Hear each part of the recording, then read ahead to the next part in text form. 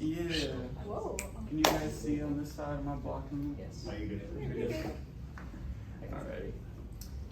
Have you ever wondered why sometimes you guys have no control? Like something else takes over the wheel and you're left to your wits? So the cycle of desire is nothing new, and the suffering that ensues has been outlined in philosophical and historical texts for centuries, bypassing this current time period. I myself have found the unknown variable to be very prominent in my life, and its effects are hard to pinpoint. So unnecessary desires cause attachment, and these attachments can cause suffering mentally and emotionally. Unnecessary desires can be checked through understanding and awareness. Alright, so these are my sources. I actually got a lot of my information from my textbook for world religions, and then Epicurus, and then Plato, and then also a lot of Buddhist texts. So philosophy and understanding why we're here and willing to exercise a purpose has always piqued my interest. As another human being, I want to share what I value and my perspective on fundamentals that people most often overlook. So during this presentation, I'll explore the following: desires, what they are and what they entail, suffering, type of suffering that ensues from desires, and then some possible ways to counteract that. So, what are desires? The best way to start is to go with what aren't desires. And that's food, water, necessities, all that good stuff. And then I really like to distinguish between two different ones. We got directional desires right here, and then we have unnecessary desires. So I like to look at directional desires as giving one purpose, whether that be a new car or trying to escape oppression or an impoverished country. These are desires that they're good, for the most part. And then Epicurus explains also three types of desires. We got natural and necessary desires, natural but unnecessary desires, and then vain and empty desires. So the idea of distinguishing between what's necessary and unnecessary is not a new thing. Let's get to unnecessary desires. These desires is best explained by a desire that causes a strong emotional attachment, whether it be an action or an item. It just gets you in. Let's say a few examples are video games, friends, phones, TV shows, movies, and drugs. So an example would be candy or just sweets. Let's say you really have this desire for something sugary, you have candy, you fulfill that enough, and you may get attached to candy. And another example would be, let's say you're bored or anxious, so then you scroll on your phone and you go on TikToks or Reddit. You get used to fulfilling that desire of being bored by going through TikToks and Reddit, and then you will get attached to your phone. All right. So are attachments all bad? No, they're practically how all of us function at this point.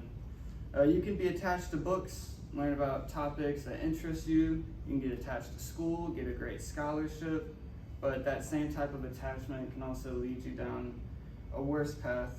So moderation and balance is all it's about. So now that we've looked at desires and a bit about the concept of attachment, let's now move on to the opportunities this attachment can cause in terms of suffering. So the type of suffering I'm talking about is not from not having your needs met, once again, and then not from crazy things happening in your country or anything like that. I'm talking about intrinsic sufferings, more internal, wanting something that you don't have, fearing something that you might have be lost, believing you can't be happy without something. All these things cause suffering. Anger, frustration, envy, and jealousy. This is suffering, and the effects it has on your body is also suffering. So the Buddha tells us there's about 5 sufferings that relate to our topic. We have avita, which is ignorance, asmita, which is egoism, raga, which is attachment, and then dvisha, which is repulsion. I'm not gonna try to pronounce that one. So how does this attachment really cause suffering? And it's pretty simple. If you want a Pepsi, you can't have it, it's suffering. Once you fulfill that cycle where you're sitting there and you've already been attached to an object, whenever you can't have that item or action, it causes suffering. You want a hug, but you can't have one, that's suffering. You want peace and quiet, but you can't have it. That's suffering. And furthermore, if these things were to be potentially lost, let's say a parent tries to take away something that you're attached to, like a video game, that's suffering. So the more and more you're attached to something, the more suffering that will ensue. A great example is relationships. The more you're attached to somebody, they revoke that, and they dip out, shit hits the fan. Okay, so actually, now let's backpedal. We talked about desires, how they lead to attachment. We talked about how attachment leads to suffering. Now let's move forward onto some different perspectives that could possibly balance this out. All right. So in religious texts such as Buddhism and Taoism, suffering is known as dukkha in Buddhism, and is caused by tan, which translates to craving, clinging, and thirsting. Buddhism teaches that dukkha and tan are like yin and yang. One cannot do without the other, but Buddhism reaches further, shows of a path where they're inseparable. A middle path right here. So it may seem like I'm just sitting here describing, you want something, you don't get it, and you get sad. It just sounds like what life is. But I challenge you guys to think a little bit deeper and to try and make it personable and think about how these things really come together.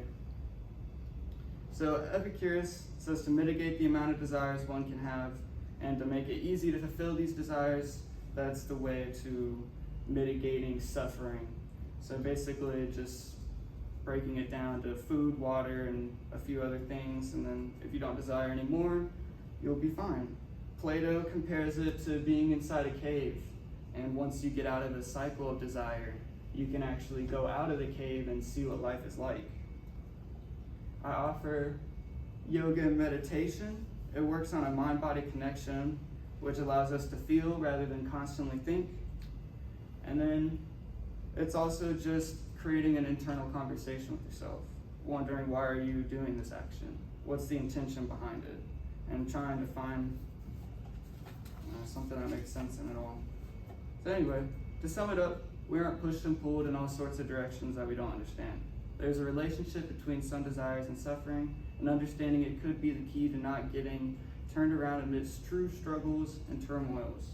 Our wants can indeed trick us. They steer us away from whatever truly evokes peace and prosperity.